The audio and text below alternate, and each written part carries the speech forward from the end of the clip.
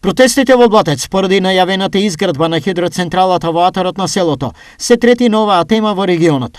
Предходно, силен отпор против менувањето на досегашниот природен поредок даваа жителите од Турско Рударе и Кочани, со што јасно беше потенциран граѓанскиот став кон идните извори на енергија.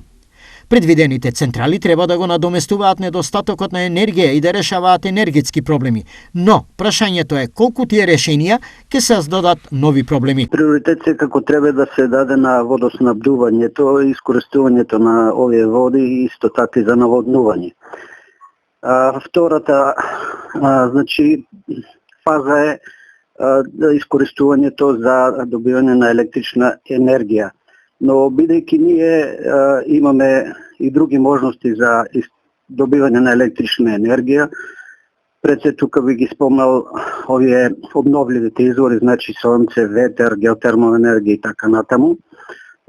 Секако уште еднаш ќе напомнам дека треба водата пред се да се користи за водоснабдување и за наводнување, за производство на храна. Освен луѓето, силно засегнат и веројатно за секогаш оштетен е и животинскиот и растителниот свет во овој дел од регионот, бидејќи следуваат болни и трајни промени. Последиците по секоја неприродна екопромена за флората и фауната во принцип се големи, често и катастрофални. Биодиверзитетот се нарушува, што само по себе укажува дека рамнотежата е изгубена, тврдат од Македонското еколошко друштво. Изјавуваат од Македонското еколошко друштво. Од друга страна, енергетските експерти се категорични дека енергијата е се поголем проблем и треба да се обезбедува на сите можни начини за економијата и животот да функционираат. 70% од производството на струјата треба да биде од хидроцентрали, а 30% од фотоволтаици.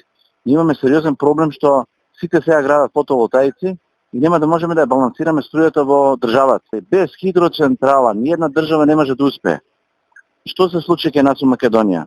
Хидроцентрали ги презна Министерство за животна средина, требаше да останат од Министерство за економија или Министерство за енергетика за да има правилен распоред, затоа што ги уништија шумите. Тоа се случи во Македонија и се случи во Србија.